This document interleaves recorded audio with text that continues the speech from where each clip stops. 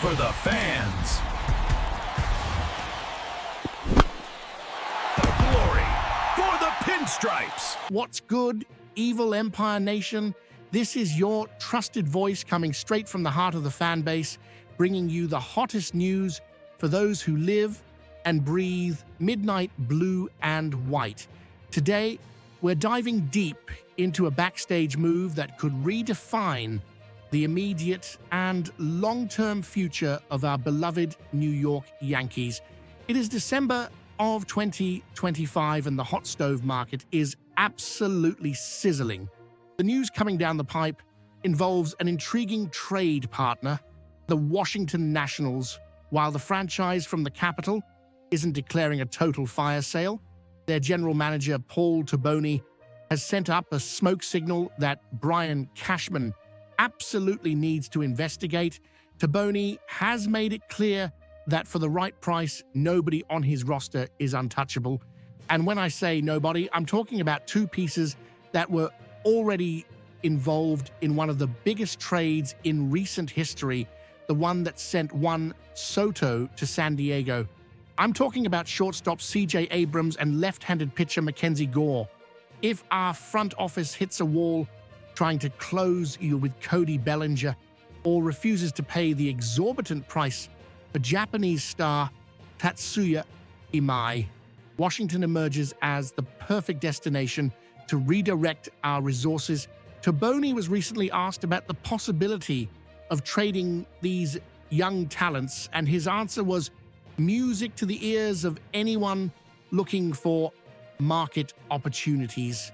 He stated categorically that it would be negligent to ignore proposals. According to reports from Andrew Golden of the Washington Post, Taboni said that whether it's about CJ or anyone else, they are open to suggestions. This pragmatic stance opens a unique window of opportunity. We know the New York Yankees are one of the teams heavily linked to Mackenzie Gore, fighting for attention against the San Diego Padres, who are looking for a reunion, and unfortunately our rivals in the American League East, the Boston Red Sox. Taboni's mentality is clear. He understands the sentimental value and development potential of his players, but he recognizes that the business of baseball demands listening to offers. For us, fans who demand excellence, this means there is a real chance to acquire controlled, high-ceiling talent without necessarily committing $300 million to a single free agency contract. The strategic question here is vital.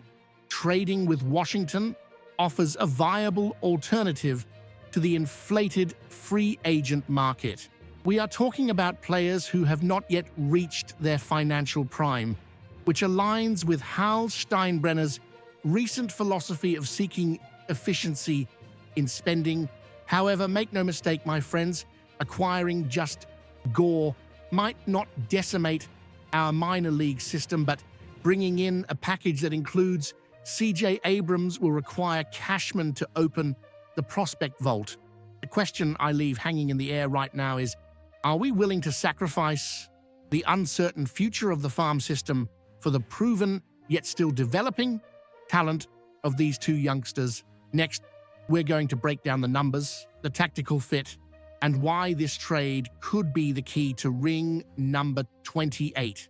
Let's now dissect the pros and cons of this potential mega trade, coldly analyzing the data and the impact on our roster. The big draw here is contract control.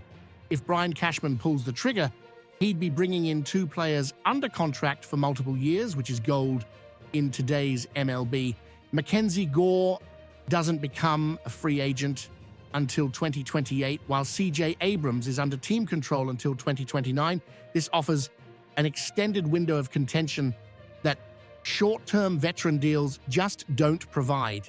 The crucial point is that even though Abrams has never posted a WRC plus, that is weighted runs created plus, above 107 in his career, the raw potential to become a superstar is undeniable. Under Steinbrenner's strict financial lens, betting on Abrams is less risky than handing a massive contract to Cody Bellinger, who carries the ghost of becoming the next Jacoby Ellsbury, a financial nightmare that still haunts the memory of every fan at Yankee Stadium. The same logic applies to the mound. While Tatsuya Imai is an exceptional talent coming out of the NPB, Gore has already proven his stuff plays in the big leagues. Last season, Gore posted a whiff rate and a strikeout rate in the 80th percentile of the league. That is elite. If he can refine his control and cut down on the walks, he has the makeup to be an ace in our rotation, handling the pressure of New York better than an untested international gamble. Now, talking about the offensive fit, Abrams' pull rate of 22.2% plays extremely well in our ballpark with that short porch in right field. However, there is a tactical dilemma. The Yankees are focused on a right-handed bat, and Abrams hits from the left side. Plus, we have the Anthony Volpe issue. The organization is not going to give up on the dream of seeing Volpe as the starting shortstop for a decade. This means Abrams would have to change positions, likely to the outfield. Here lies the risk. Abrams has been defensively unstable, to say the least, at the shortstop position throughout his career. Moving him to left field at Yankee Stadium, which is vast and challenging, is a gigantic gamble. There are no guarantees on how he would adapt. Signing just Gore would make more logistical sense, filling a direct need in the rotation without creating a positional logjam. However, if the opportunity to rejuvenate the roster with two high-level talents presents itself, and if Cashman considers the prospect price acceptable, it's hard to argue against it.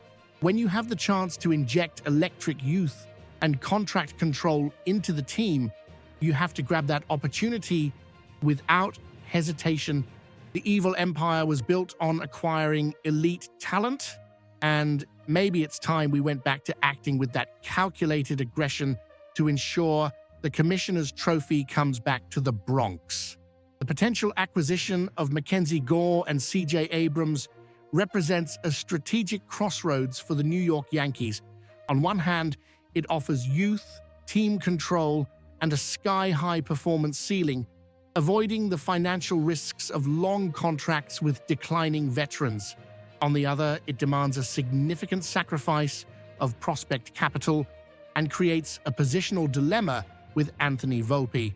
The front office needs to decide if betting on Abrams adapting to the outfield and Gore's control evolving is worth the cost of emptying the farm. I want to know your take, Yanks Nation. Would you trade your top prospects for two young players with star potential, even if it means moving C.J. Abrams to a new position? Or do you prefer the team spends cash on proven free agents, keeping the farm system intact? Does the risk of Abrams in left field worry you? Drop your comment below. I want to see the debate heat up. Don't forget to smash that like button to strengthen our community and subscribe to the channel so you don't miss a single update. Here, the coverage is daily and the passion is forever. Let's go get the title.